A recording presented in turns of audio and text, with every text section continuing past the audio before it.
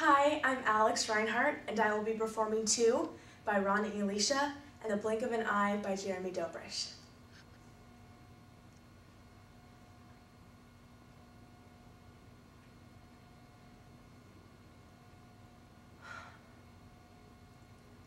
He loved her. It was only later that he found out she was Jewish. Too late for him. He forced her to convert. Then when Hitler came into power, that wasn't enough. He found himself trapped between his love and his hatred, but he didn't turn her in. That wasn't his style. He chose instead to start a new life. New job, new city, new papers, new name. Everything new. Except his wife. From that day on, he lived in fear of his life. And he made her pay for that fear with 1,001 humiliations. She was like a prisoner with nowhere else to go. He used to beat her. He used to make her sleep in the kitchen. After a while, he couldn't even look at her, and she was barred from entering our part of the house. I watched her change from being a proud and beautiful woman to a miserable, scraping animal.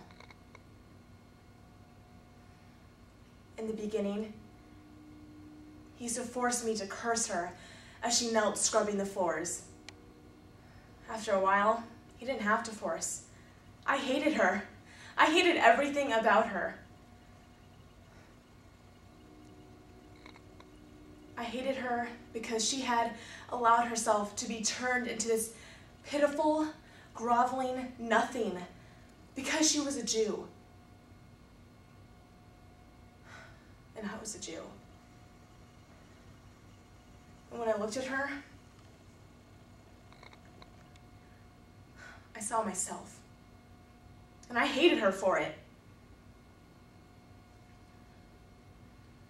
One day, he beat her very badly and broke her arm. That night, she took me aside and told me she was going to stay with some relatives who were hiding in Berlin. That was the last time I ever saw her. Years later, I heard she'd been lost in an air raid. She died a Jew. After she left, I heard my father crying. I had never heard a man cry like that before. I went into him. He didn't want me there. I persisted, but he slapped my face. I realized then that I too had to go. Oh my God. He was my father. He made me hate my mother. He made me hate myself. With all this hate inside me, there was nowhere else to go. I wanted to kill, to rid myself once and for all of this pitiful, groveling shadow. Oh my God. She kissed me. She kissed me, and I wiped my cheek.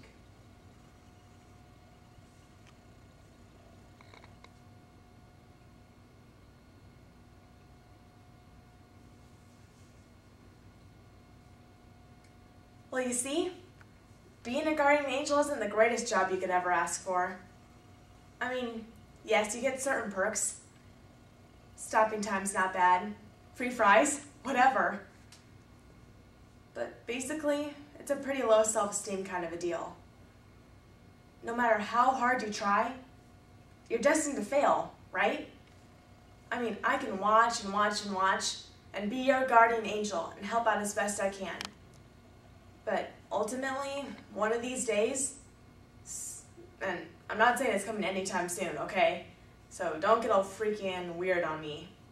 But one of these days, someone or something's going to act too quickly for me to react, and you're going to get yours. I mean, it's not like you're my only client, you know what I'm saying? I've got a lot of people to look out for. Not to mention the animals.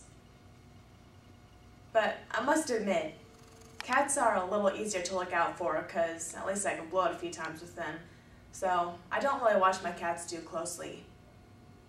But don't get me wrong, I like cats. People, they try to live in the past, present, and future all at the same time. While cats live only in the present, in the eternity of an instant. Ever noticed that?